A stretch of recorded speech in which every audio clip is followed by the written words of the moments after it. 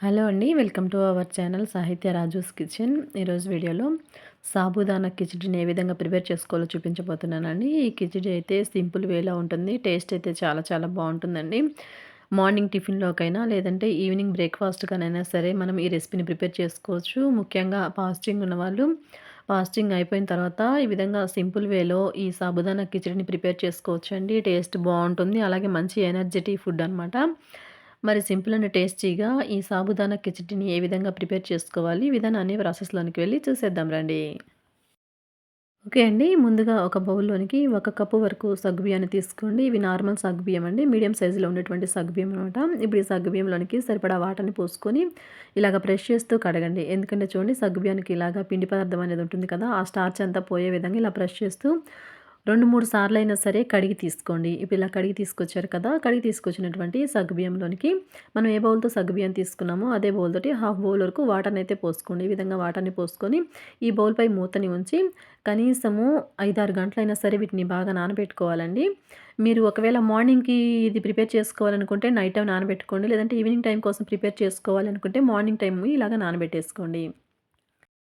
5-6 hours బాగా నానబెట్టిన తర్వాత మీకు చూపిస్తున్నాను చూడండి. సగ్గుబియ్యం అయితే చక్కగా నానిపోయాయి. వాటర్ అనేది అస్సలు లేవండి. మనం పోసుకున్న హాఫ్ బౌల్ వాటర్ సరిపోయింది.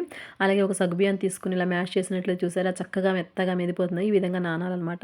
ఇప్పుడు ఈ సగ్గుబియ్యాన్ని పక్కన పెట్టుకొని ఒక మిక్సీ జార్ తీసుకోండి. అందులోనికి 2 టేబుల్ స్పూన్ల వరకు వేయించి పొట్టు తీసినటువంటి పల్లీలను వేయించుకొని ఒకసారి ఈ విధంగా కోర్స్‌గా అయితే గ్రైండ్ చేసి తీసుకొచ్చుకోండి. ఇప్పుడు ఈ శనగపప్పుల పొడిని ఒక బౌల్‌లోనికి వేసుకోండి. ఇప్పుడు మళ్ళీ అదే మిక్సీ జార్‌లోనికి మీ కారానికి తగినట్లుగా మిర్చిని వేసుకోండి. నేనైతే ఒక 4 పచ్చిమిర్చిని శుభ్రంగా కడిగి ఇలా తుంపి వేసుకున్నాను. అలాగే చిన్న అల్లం ముక్కని వేసుకున్నాను. అదేవిధంగా ఒక హాఫ్ స్పూన్ జీలకర్రని, అలాగే ఒక పావు స్పూన్ మిరియాలని వేసుకొని ఒకసారి వీటిని కోర్స్‌గా ఇలాగ గ్రైండ్ చేసి తీసుకొనిరండి.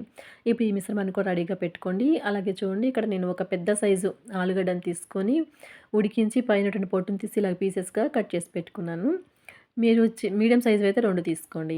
ఓకే అండి. ఇప్పుడు ప్రాసెస్ చూద్దాం రండి. గ్యాస్ ఆన్ చేసి స్టవ్‌పై ఇలాగ ఒక గిన్నెనైతే పెట్టుకోండి. అందులోనికి ఒక టేబుల్ స్పూన్ ఆయిల్ వేసుకోండి. ఇలా ఆయిల్ వేసుకున్న తర్వాత మనం గ్రైండ్ చేసినటువంటి పచ్చిమిర్చి మిశ్రమం ఉంది చూసారా? ఆ మిశ్రమాన్ని వేసుకొని ఒక నిమిషం పాటు పచ్చితనం అంతా పోయేంత వరకు బాగా ఫ్రై చేసుకోండి.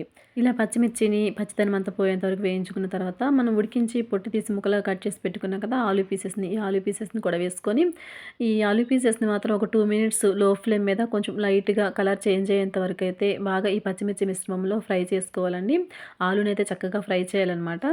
ఇప్పుడు ఈ విధంగా ఆలు ఫ్రై చేసుకున్న తర్వాత ఇప్పుడు ఇందులోకి పావు స్పూన్ పసుపుని వేసుకోండి. అలాగే పావు స్పూన్ వరకు ఇంగువను కూడా వేసుకొని ఇవన్నీ కూడా ఆలు మిశ్రమంలో కలిసే విధంగా మరొక నిమిషం పాటు కలుపుతూ లో ఫ్లేమ్ మీద ఫ్రై చేసుకోండి.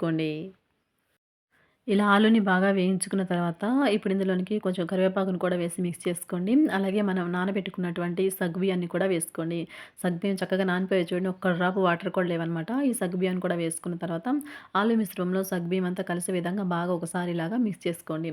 ఇప్పుడు బాగా మిక్స్ చేసుకున్న తర్వాత ఇందులోనికి మనము వేయించి పొడి చేసుకున్నటువంటి పల్లీల పొడి ఉంది కదా! ఆ పల్లీల పొడిని వేసేసుకోండి. అలాగే ఇందులోనే రుచికి తగ్గట్టు ఉప్పుని కూడా వేసుకొని బాగా ఒకసారి మిక్స్ చేసుకున్న తర్వాత ప్యాన్‌పై మూతను ఉంచి లో ఫ్లేమ్ మీద మధ్యలో ఒకసారి కలుపుతూ సగ్గుబియ్యాన్ని ఒక 5 నిమిషాల పాటు ఉడికించండి. ఇది ఆల్రెడీ బాగా నానిపోయాయండి. ఉడకడానికి తక్కువ టైమే పడుతుంది.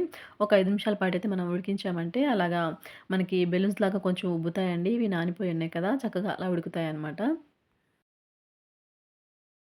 ఓకే అండి. ఒక 5 నిమిషాల పాటు లో ఫ్లేమ్ మీద ఉడికించిన తర్వాత చూసినట్టయితే చూడండి మనకి సగ్గుబియ్యం చక్కగా సాఫ్ట్‌గా ఉడికిపోయాయన్నమాట. సైజ్ కూడా కొంచెం డబల్ అయింది కదా! ఇప్పుడు ఇందులోనికి ఒక హాఫ్ లెమన్ అయితే ఇలా జ్యూస్ పిండుకోండి. చాలా మంచి టేస్ట్ అనేది వస్తుందండి ఇలా లెమన్ పిండటం వల్ల. ఇలా లెమన్ పిండిన తర్వాత వెంటనే స్టవ్ ఆపేసుకొని ఒకసారి మిక్స్ చేసుకొని వేడివేడిగా మనము సర్వ్ అవుట్ చేసుకొని తిన్నామంటే మనకి టేస్టీ అయినటువంటి సాబుదానా కిచిడి రెడీ. ఓకే అండి. చూసారు కదా! సింపుల్ వేలో సాబుదానా కిచిడిని ఏ విధంగా ప్రిపేర్ చేసుకున్నామో టేస్ట్ అయితే చాలా బావుంటుందండి. తప్పకుండా మీరు కూడా ట్రై చేయండి. ట్రై చేసి మీకెలా కుదిరిందని కామెంట్ సెక్షన్‌లో నాతో షేర్ చేసుకోండి. అలాగే వీడియో నచ్చినట్లయితే వీడియోకి ఒక లైక్ చేసి మరిన్ని వీడియోస్ కోసం మన ఛానల్‌ని సబ్స్క్రైబ్ చేసుకొని బెల్ సింబల్‌ని క్లిక్ చేయండి. Thanks for watching our video.